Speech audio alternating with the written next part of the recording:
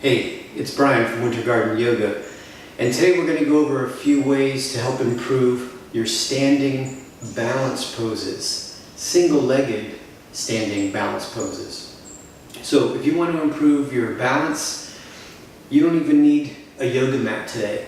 Just a nice, steady surface, and let's get started.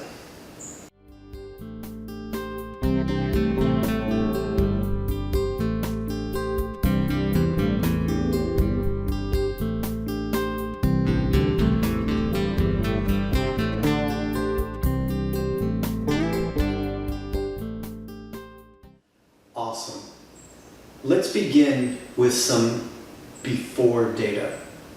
Let's just see where we are with our single-legged standing poses. We'll try a couple of things to help improve their performance, and then we'll do some after data. Now, a couple of things. When you're learning how to balance on one leg, I believe it's important to learn how to balance on one leg. I know maybe that sounds crazy, but a lot of people get stuck on putting their hands on the wall or putting a hand on a chair, and they never really learn how to balance. They learn how to hold themselves up with a chair, and they learn how to hold themselves up with a wall. If there are clinical, medical reasons why you need to do that, then that's totally 100% fine. But if the goal is to truly increase your balance, we've got to wean ourselves off of the wall, and we've got to wean ourselves off of the chair. We've got to get into the middle of the floor and work on our balance. Okay? So if that applies to you, let's start. First, just bring your feet together nice and tight. Keep your arms loose. I'm going to put the weight into my left leg. If you're facing me, that'll be your right leg. Once you feel all the weight in your leg, bend the opposite knee and bring it up as high as you can. Hold and breathe. All we're trying to do here is take notes. Is this easy? Is this difficult? Did I fall out of the balance 20 times? It's not right or wrong. It's take data. Gently put this leg down, and then we'll switch. This is my right leg. If you're facing me, it'll be your left leg. All the weight goes here. Bring this leg up as high as you can. Keep your arms loose. Do your best to keep your eyes facing me. Try not to look down if you can help it. And again, just taking data. Are you breathing? Have you fallen in and out of the pose a lot? Did you have to hold on to a wall or a chair? And then slowly come out. Okay, that's the before data. And please remember, I know I've said it before, I'll say it again and again and again. It's not right, wrong, good, or bad. It's just where you are. Take notes, and let's see if we can help improve the performance. Now, here's the first little trick we're going to use to help improve our balance, is to mobilize our feet. I'm going to turn this way.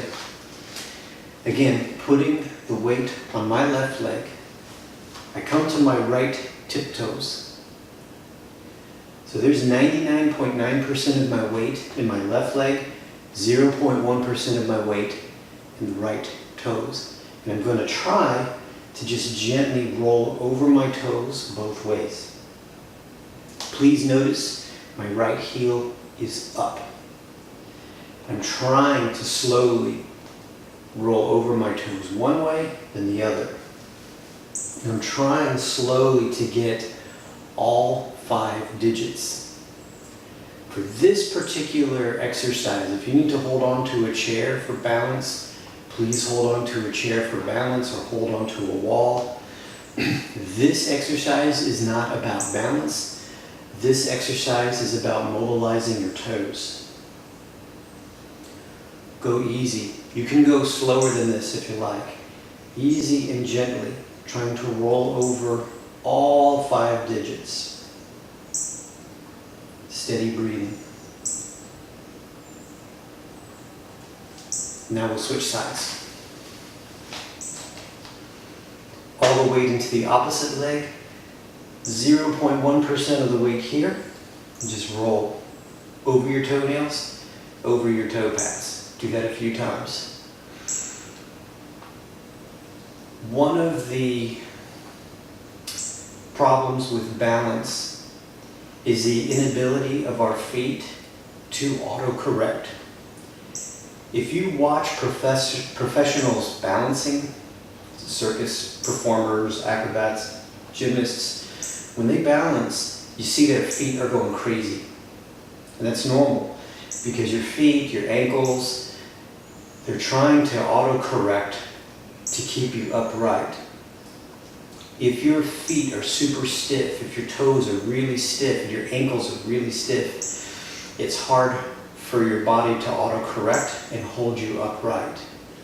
So this will just help mobilize your toes and mobilize your feet, and to some degree help mobilize your ankles. Now, the next exercise is called the skateboarder who goes nowhere. Give yourself permission to look a little silly and give yourself plenty of space to move. Begin by bringing your feet together. This is my left leg, so all the weight goes into my left leg. You want to make sure that your right leg can swing freely. It's like a pendulum. Left arm, right leg are going to swing at the same time, and hopefully the right arm will counterbalance all of that. And as silly as it looks, I think of it as a skateboarder. When skateboarders have one foot on their skateboard, they propel themselves with the other foot. But this is helping to mobilize your shoulders. It's strengthening the leg that's on the ground. And it's also strengthening your midsection. Your midsection is working in a pretty big way to keep you upright. Steady breathing. Gently unwind, and then we'll switch to the other side. My right leg on the ground, my left leg starts to swing. Just easy, back and forth. So the left leg, right arm, swing together, and the left arm will swing opposite. Don't worry too much about how your appendages are swinging around. You'll build some mobility in the toes and the feet and the ankle that are on the ground. And we're also building mobility in the shoulders and the hips and core strength. Now slowly unwind out of that. And now we try our standing balance pose. The after data is what it's called. So we did this before everything. Hopefully we took notes there. We went through our exercises to help improve our balance. Now we're going to see if our balance improved. All the weight into my left leg, maybe your right leg, arms loose. This knee comes up. Hold and breathe. Make sure you're breathing. Make sure you're trying to look up. Try not to look to the floor. Take notes. Do you feel more stable? And did you fall out of it fewer times than the first time? Did you get your hand away from the wall completely? Both feet down. Now we'll switch. All the way into the opposite leg. This knee comes up. Let your arms hang loose and breathe. Do you feel a difference now compared to the first time you did it? Both feet down. There you have it. I hope that these little tips and tricks helped you with your balance.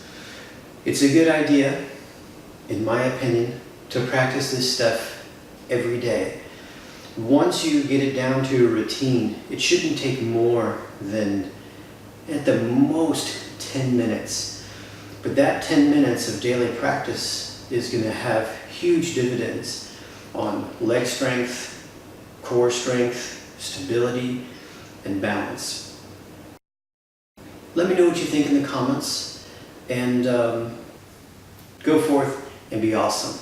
Thank you.